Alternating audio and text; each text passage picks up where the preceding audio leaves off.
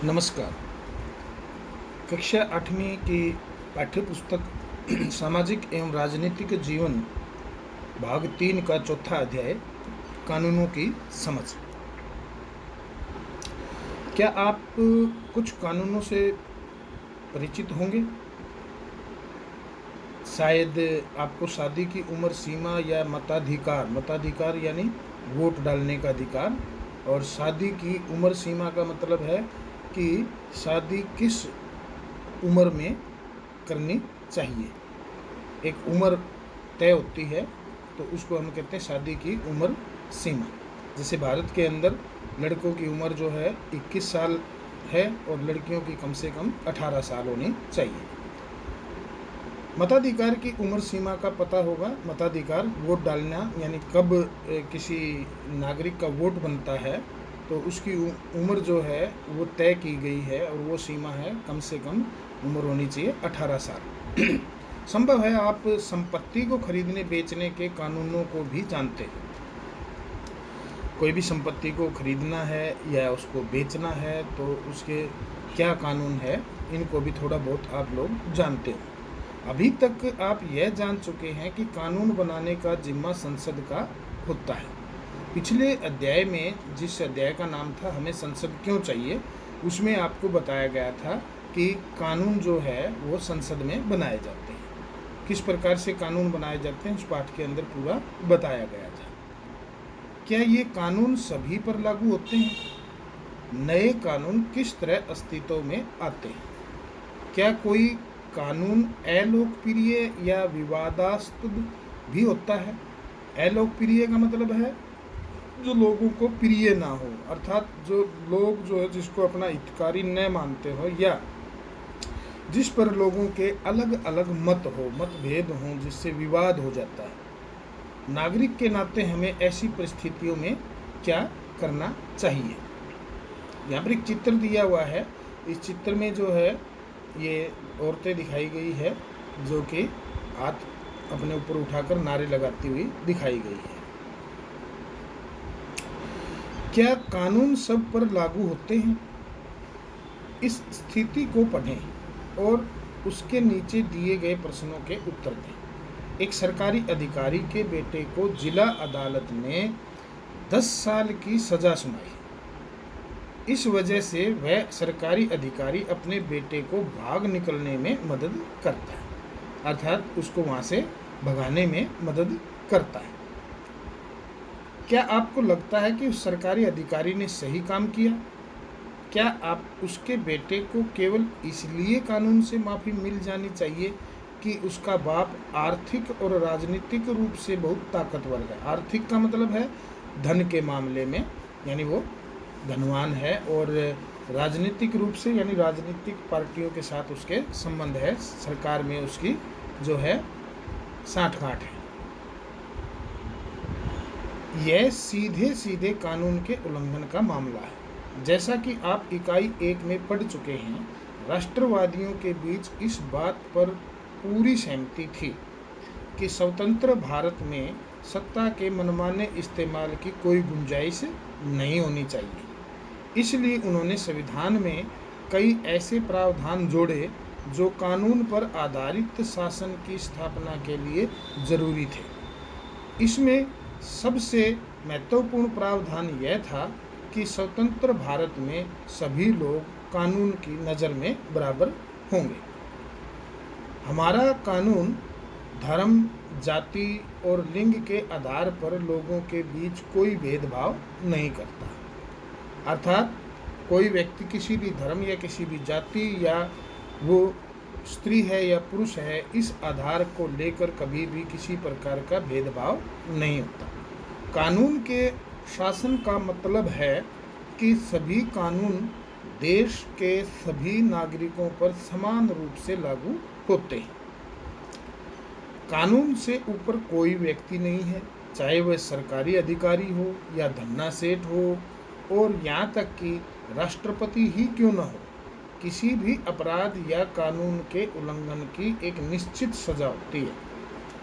अर्थात जो कानून बनाया जाता है किसी अपराध के लिए तो उसकी जो सज़ा होती है वो एक निश्चित है। उसको फिर अपराध को, चाहे कोई गरीब व्यक्ति से अपराध होता है, चाहे फिर वो सरकारी अधिकारी से हो अपराध, चाहे फिर वो किसी अमीर व्यक्ति से अपराध हो, या फिर चाहे किसी राजनीतिक व्यक्ति से हो, जो चाहे वो राष्ट्रपति ही क्यों न हो, उसके लिए जो सज़ा है वो तय होती है और उस सज़ा का कम या ज़्यादा होना नहीं होता, सज़ा बराबर मिलती है। सज़ा तक पहुंचने की भी एक तय प्रक्रिया है।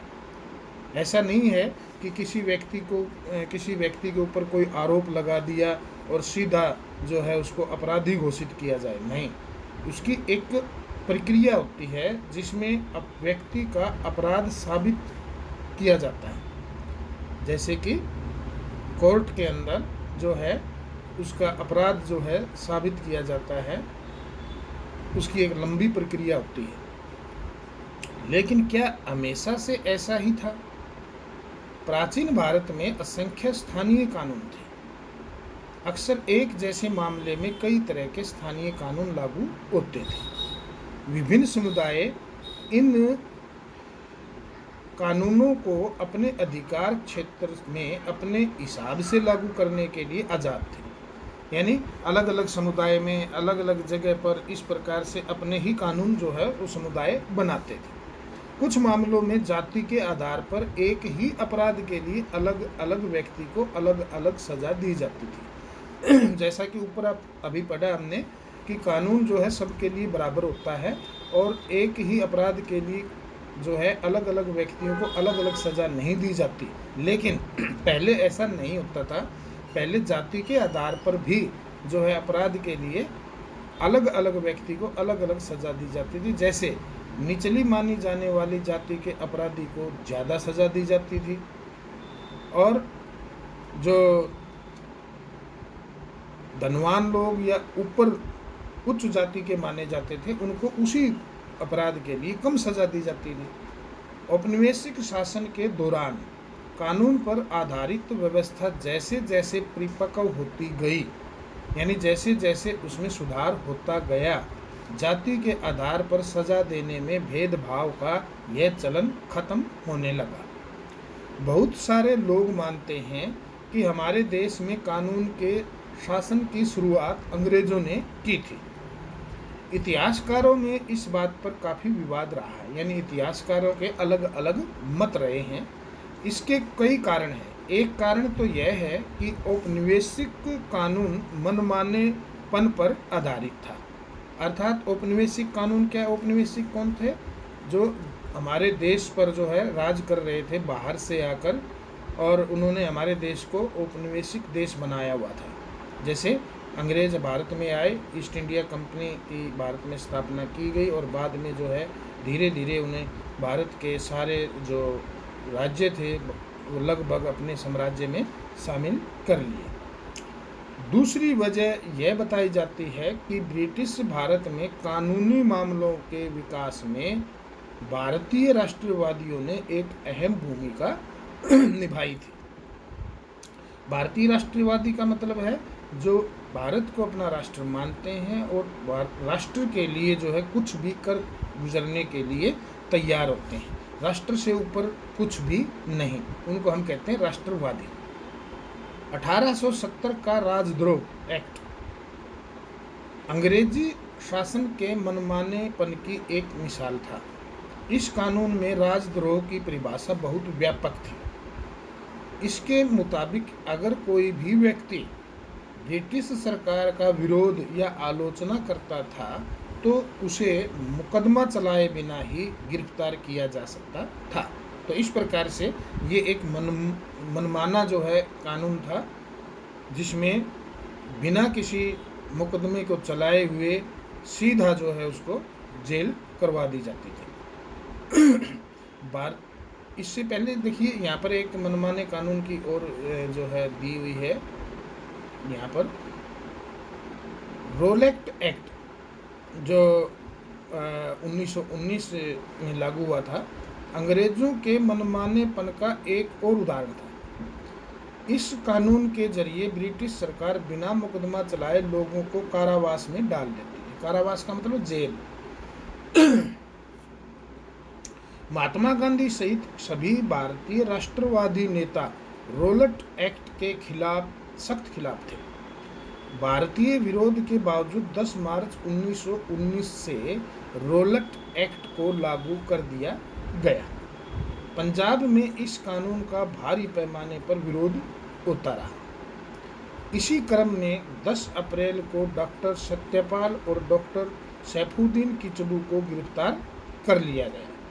इन नेताओं की गिरफ्तारी के विरोध में 13 अप्रैल को अमृतसर के जलियांवाला बाग में एक सभा का आयोजन किया गया। जिस समय यह सभा चल रही थी उसी समय जनरल डायर ब्रिटिश फौजी टुकड़ियों के साथ बाग में दाखिल हुआ। उसने बाहर निकलने का रास्ता बंद करके बिना चेतावनी दिए लोगों पर अंधाधुंध गोलियां चलवा दी। इस हत्याकांड में कई सौ लोग मारे गए और असंख्य जख्मी हुए। मरने और घायल होने वालों में बहुत सारी औरतें और बच्चे भी थे। इस पेंटिंग में जलियांवाले बाग जनसंहार के समय हुई गोलीबारी का दृश्य दिखाया गया है। यहाँ पर देखिए, ये जो दृश्य है, ये अच्छी तरह आप देखिए इसको।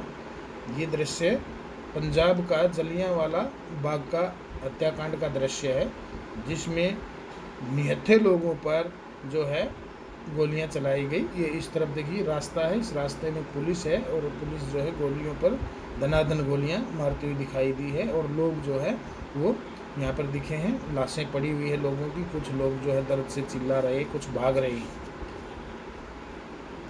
भारतीय राष्ट्रवादी अंग्रेजों द्वारा सत्ता के इस मनमाने इस्तेमाल का विरोध और उसकी आलोचना करते थे। अपनी बातों को मनवाने के लिए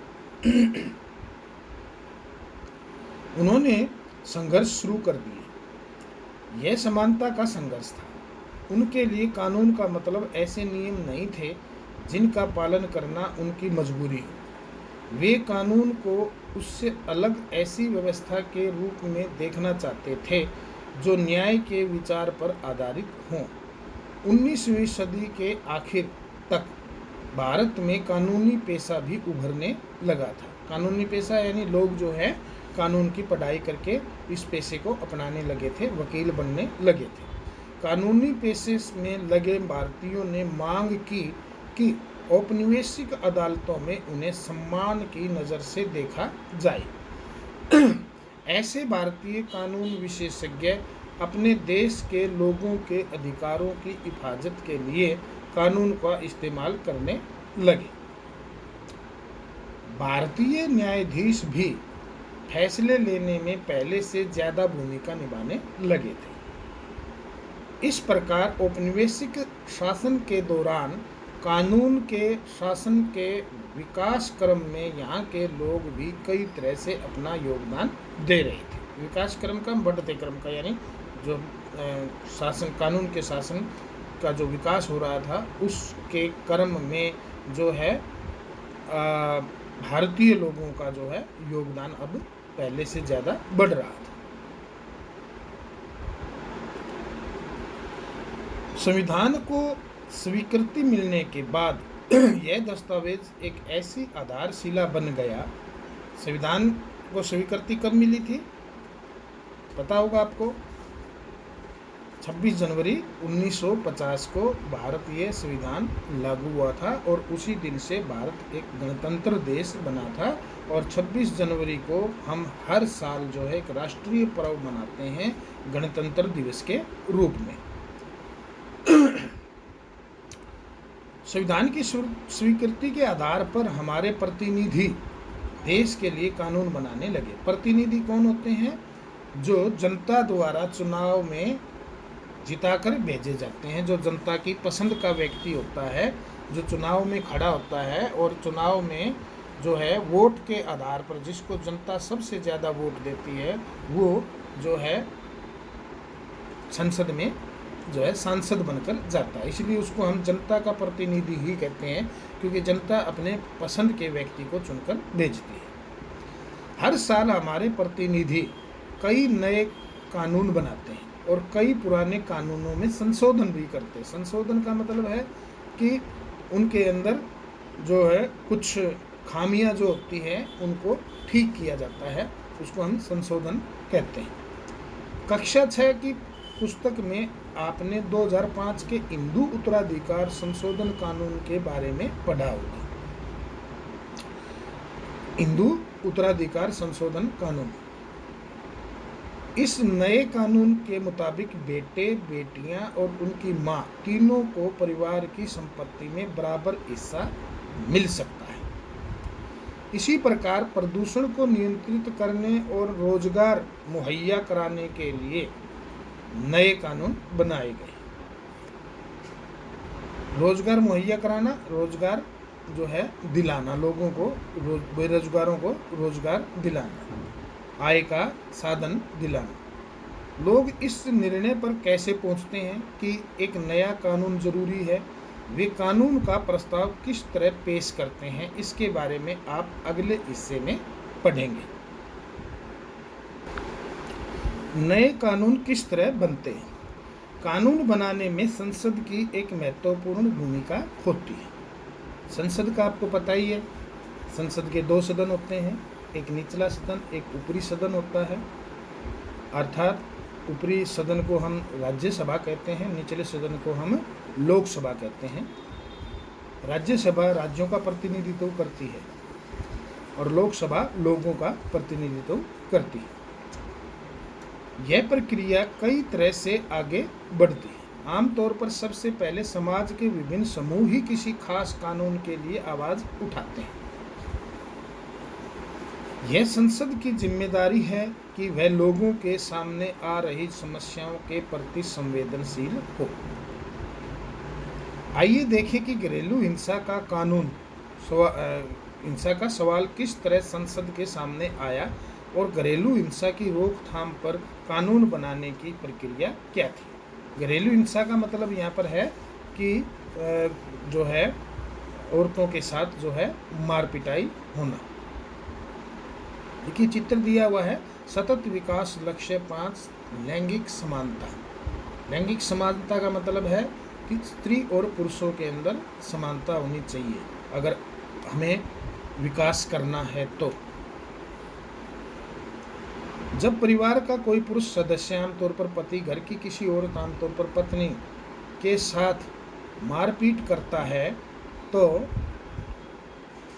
उसे चोट पहुंचाता है या मारपीट अथवा चोट की धमकी देता है तो इसे घरेलू हिंसा कहा जाता है। औरत को यह नुकसान शारीरिक मारपीट या भावनात्मक शोषण के कारण पहुंच सकता है। यह शोषण मौखिक, यौन या फिर आर्थिक शोषण भी हो सकता है। आर्थिक का मतलब है पैसों से संबंधित, धन से संबंधित। घरेलू हिंसा कानून 2005 में महिलाओं की सुरक्षा की परिभाषा ने घरेलू शब्द की समझ को और अधिक व्यापक बना दिया। अब ऐसी महिलाएं भी घरेलू दायरे का हिस्सा मानी जाएंगी जो हिंसा करने वाले पुरुष के साथ एक ही मकान में रहती है या रह चुकी है। यहाँ पर देखिए कुछ एक जो है टिप्पणियाँ दी हुई हैं अलग अलग। ऐसे एक अखबार दिया हुआ है जिसके अंदर लिखा हुआ है the protection of women from domestic violence act 2005 passed, यानी औरतों की सुरक्षा का कानून जो था घरेलू हिंसा एक्ट 2005 पास हो गया। अरे साजिया, आज का अखबार पढ़ा तुमने? यहाँ पर ये जो है इसको कह रही है साजिया को, ये महिलाओं के लिए कितनी बड़ी बात है ना। अब ये कहती है यहाँ पर कुसुम, महिलाओं के लिए ही क्यों, हिंसा मुक्त परिवार तो सब के लिए ही अच्छे हैं। देखो ना कुसुम, इस कानून को बनने में कितना वक्त लग गया, बल्कि पहले तो हमें नए कानून की ज़रूरत ही साबित करनी पड़ी। अर्थात ये कानून जो बना है इसकी पहले तो ये साबित करना पड़ा कि ये कानून बनना चाहिए।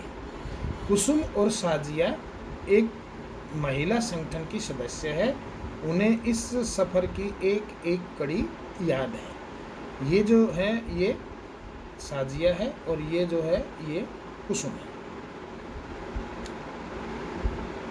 मुझे अब ये देखिए एक दफ्तर दिखाया गया, ऑफिस दिखाया गया है अप्रैल 1991 का, जिसमें एक सीन दिखाया गया है, एक आम दिन कैसा है।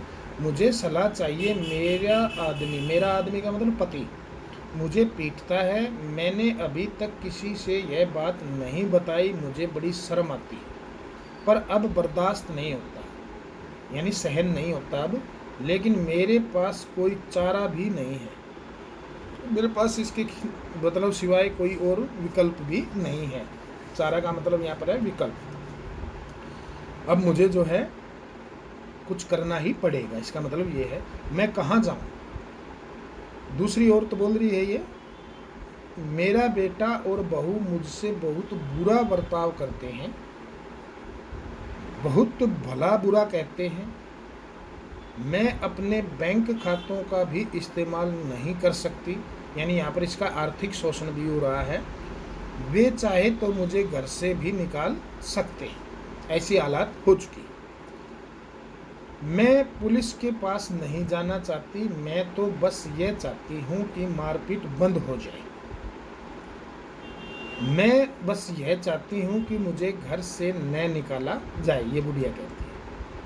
बदकिस्मती से, अब ये जो ऑफिस में बैठे हैं ये क्या कह रहे हैं, बदकिस्मती से मौजूदा कानून फौजदारी कानून है, उसमें ये दोनों रास्ते मुमकिन नहीं है।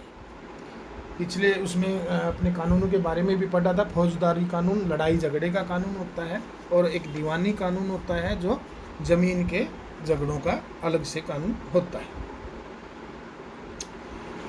1990 के दशक में विभिन्न मंचों से एक नए कानून की मांग उठती रही। हमने कई महिलाओं की आप बीती सुनी है। हमने देखा है कि महिलाएं मारपीट से बचाव चाहती हैं, वे अपने मकान में रहना चाहती हैं। कई बार उन्हें सिर्फ थोड़ी सी राहत की दरकार होती है, यानी उनके ज़्यादा जो है वो कुछ नहीं मांगती, बस थोड़ी सी राहत मिलनी चाहिए, इतना ही मांगती हैं। इस मुद्दे से निपटने के लिए एक नया नागरिक कानून होना चाहिए, ऐसा ये देखिए यहाँ पर बैनर लगाया हुआ है और उसमें महिलाएं एकत्रित होकर भाषणबाजी कर रही हैं।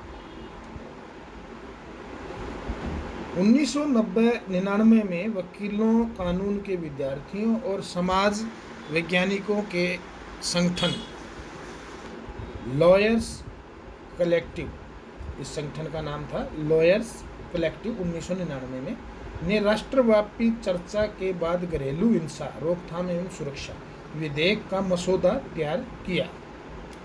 इस विधेयक को बहुत सारे लोगों को पढ़ाया गया। घरेलू हिंसा की परिभाषा में शारीरिक, आर्थिक, यौन और मौखिक व भावनात्मक दुर्व्यवहार को भी शामिल किया जाना चाहिए। ये इसमें शामिल किया गया मसौदा। साझा घरेलू दायरे में रहने वाली किसी भी महिला को इस कानून के तहत रखा जाना चाहिए। उन्हें साझा मकान से बेदखली से बचाया जाना चाहिए, यानी साझा जो मकान है उससे बेदखल का मतलब बाहर निकाल देना, उसको जो है उसका हक नहीं देना या उसमें रहने नहीं देना, उसको बेदखली कहते हैं। जब हम किसी भी चीज़ से जो है किसी व्यक्ति को वंचित कर दें तो उसको हम बेदखली कहते हैं। और आर्थिक मदद के बारे में क्या ख्याल है, ऐसा ये गुड़िया बोल रही है। विचार विमर्श के लिए अलग अलग संस्थानों के साथ बैठकें की गई। महिला आंदोलन घरेलू हिंसा पर एक नया कानून चाहता है। सरकार को यह प्रस्ताव जल्दी से जल्दी संसद में पेश करना चाहिए। आखिरकार 2002 में यह विधेयक संसद में पेश कर दिया गया, लेकिन इस विधेयक में कोई भी वो बात नहीं है जो हमने सुझाई थी, यानी जो पहले सुझाई गई, जितने ऊपर हमने बातें पढ़ी थी, वो इस विधेयक में डाली नहीं गई। हमें विधेयक के इस रूप का विरोध करना चाहिए। यानी ये मत इस जो है ये लोकप्रिय नहीं हुआ, अर्थात जैसा औरतें चाहती थी वैसा इसमें कुछ भी नहीं है, इसलिए इसके विरोध करने की बात ये कह रहे हैं। चलो संवाददाता सम्मेलन बुलाते हैं। संवाददाता यानी जो अखबार वाले होते हैं उनको संवाददाता कहते हैं, जो खबरें देते हैं। साथ ही कंप्यूटर पर एक ऑनलाइन याचिका भी शुरू करनी चाहिए, यानी कंप्यूटर पर एक मुहिम चलानी चाहिए ताकि इंटरनेट पर लोग तुरंत अपनी राय दे सकें, लोगों की क्या राय है उसके लिए। कई महिला संगठनों और राष्ट्रीय महिला आयोग ने संसदीय स्थायी समिति को अपने सुझाव सौंप दिए। संसद की एक स्थायी समिति होती है। संसदीय स्थायी समिति के माननीय सदस्यगण वर्तमान विधेयक को बदलना जरूरी है। हम घरेलू हिंसा की प्रस्तावित परिभाषा से सहमत नहीं हैं। इस कानून में बच्चों की अस्थायी कस्टडी का भी इंतजाम होना चाहिए। ये जो है संसद की स्थायी समिति जो है उसके द्वारा जो है बोला जा रहा है। दिसंबर 2002 में स्थायी समिति ने अपनी सिफारिशें राज्यसभा को सौंप दी। इन सिफारिशों को लोकसभा में भी पेश किया गया। कसौट कमेटी की रिपोर्ट में महिला संगठनों की ज़्यादातर मांगों को स्वीकार कर लिया गया था। 2005 में संसद के सामने एक नया विधेयक पेश किया गया। दोनों सदनों से मंजूरी मिल जाने के बाद उसे राष्ट्रपति के पास स्वीकृति के लिए भेज दिया गया। 2006 से घरेलू हिंसा महिला सुरक्षा कानून लागू हुआ। यानी यहाँ पर देखा कैसे कानून बना। पहले उसको जो है कहाँ पर भेजा गया, स्थायी समिति ने जो है राज्यसभा में 2005 में जो है इसको कहाँ पर पेश किया गया, विधेयक को मंजूरी मिलने के लिए सबसे पहले राज्यसभा में पास होने के बाद उसके बाद ये गया लोकसभा में, और उसके बाद जो है जब ये दोनों सदनों से मंजूरी मिल जाती है तो फिर तीसरी बात आती है राष्ट्रपति के, उसके ऊपर सिग्नेचर साइन होने चाहिए, उसकी स्वीकृति जरूरी है और फिर ये कानून बन जाता है। अक्टूबर 2006 में एक संवाददाता सम्मेलन के दौरान, ये नीचे संवाददाता सम्मेलन दिखाया है, यह नया कानून क्या है? यह पहला कानून है जिसमें महिलाओं के हिंसा मुक्त परिवार के अधिकार को मान्यता दी गई है और घरेलू हिंसा की एक व्यापक परिभाषा पेश की गई है, ऐसा ये बोल रहे हैं।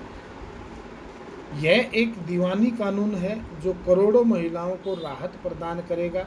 बहुत सारी पत्नियां, माँओं, बेटियों और बहनों को अपने घरों में हिंसा से निजात मिलेगी, यानी उनके साथ जो हिंसा हो रही है, मारपीट हो रही है, उससे भी निजात मिलेगी।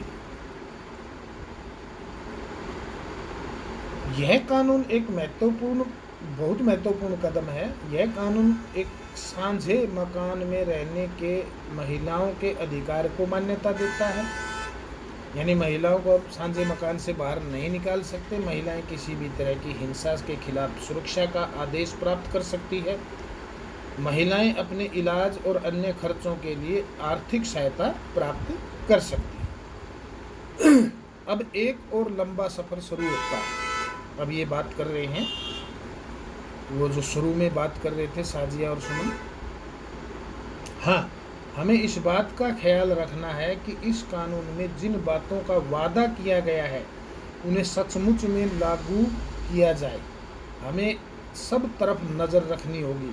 हमें महिलाओं, पुलिस, न्यायपालिका सभी को इस कानून के बारे में शिक्षित करना होगा। यह कानून इतना महत्वपूर्ण क्यों है?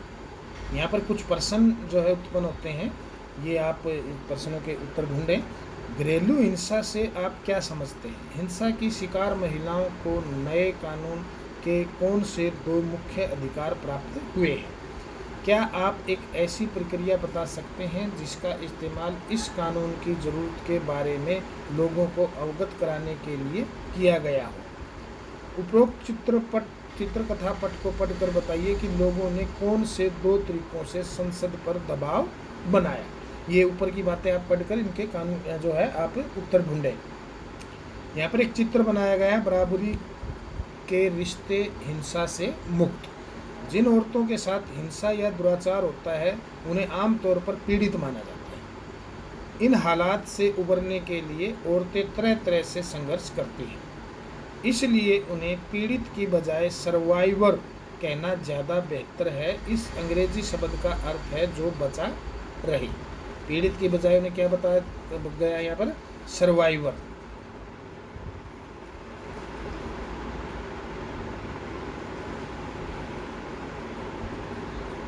इस उदाहरण से साफ हो जाता है कि नागरिकों की भूमिका कानून बनाने में कितनी अहम है। वे जनता की चिंताओं को कानून के दायरे में लाने के लिए संसद की मदद कर सकते हैं। इस प्रक्रिया के हर चरण में नागरिकों की आवाज़ बहुत मायने रखती है। यह आवाज़ टेलीविज़न रिपोर्टों, अखबारों के संपादकीयों, रेडियो प्रसारणों और आम सभाओं के जरिए सुनी और व्यक्त की जा सकती है। इन सारे संचार माध्यमों के जरिए संसद का काम ठोस और पारदर्शी तरीके से जनता के सामने आता है। यहाँ पर देखिए, इसमें एक रिपोर्ट दिखाई किस प्रकार से जो है आवाज़ शुरुआत होती है और वो कैसे कानून तक पहुँच जाती है। इसमें ऊपर दिखाया गया है एक बस का सीन है जिसके अंदर एक औरत बैठी है और पीछे पुरुष है। जैसा कि आपने कानून के शासन पर केंद्रित पिछले भाग में पढ़ा है, भारतीय राष्ट्रवादी खेमा अंग्रेजों द्वारा थोपे जा रहे मनमाने और दमनकारी कानूनों का विरोध व उनकी आलोचना करता था।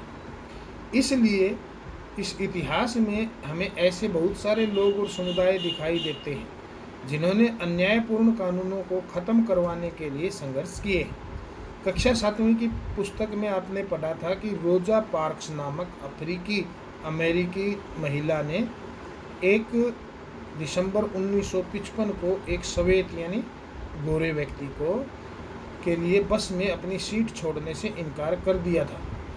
रोजा पार्क्स उस कानून का विरोध कर रही थी जो सभी सार्वजनिक स्थानों पर श्वेत नागरिकों यानी गोरे लोगों और अफ्रीकी अमेरिकी नागरिक जो ब्लैक थे नागरिकों के लिए अलग अलग दायरे तय करता था।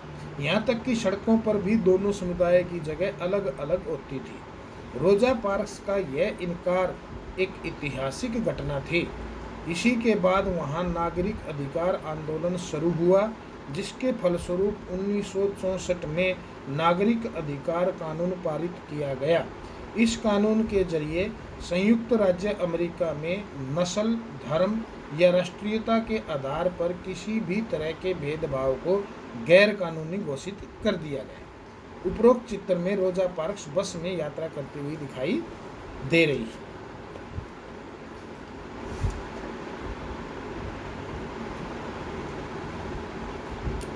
अलोकप्रिय और विवादास्पद कानून। आइए अब एक और स्थिति पर विचार करें। कई बार संसद एक ऐसा कानून पारित कर देती है जो बेहद अलोकप्रिय साबित होता है, अर्थात वो लोग जो है उसको प्रिय नहीं मानते, उसको हितकारी नहीं मानते, उसको भेदभाव वाला कानून मानते हैं, उसको कहते हैं अलोकप्रिय। एक समुदाय के लिए वो सही साबित होता है लेकिन दूसरे के लिए सही नहीं होता।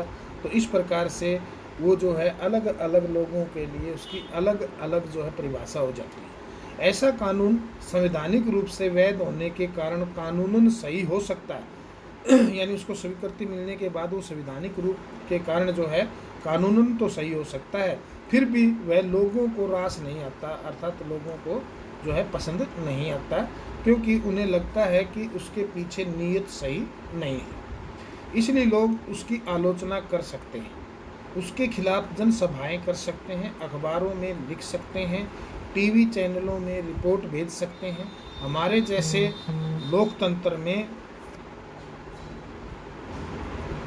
आम नागरिक संसद द्वारा बनाए जाने वाले दमनकारी कानूनों के बारे में अपनी असहमति व्यक्त कर सकते हैं।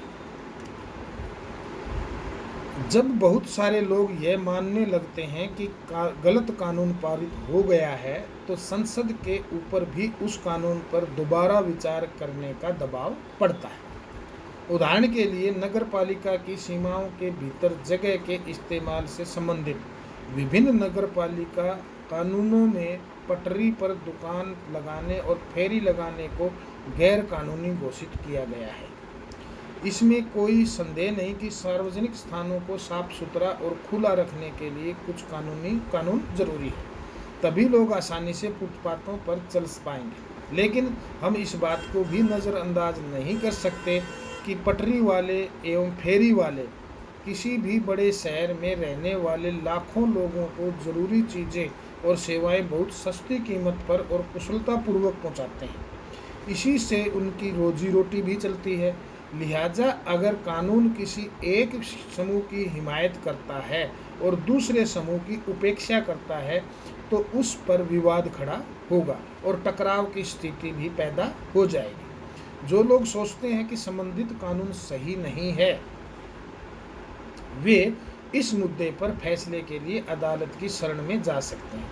यदि अदालत को ऐसा लगता है कि वह कानून संविधान के विरुद्ध है तो वह उसमें संशोधन कर सकती है या उसे रद्द कर सकती है। यहाँ पर देखिए, एक सप्ताह तक अखबार पढ़ें या टेलीविज़न पर खबरें देखें और पता लगाएं कि क्या कोई ऐसा एक लोकप्रिय कानून है जिसका भारत या कहीं और के लोग विरोध कर रहे हैं।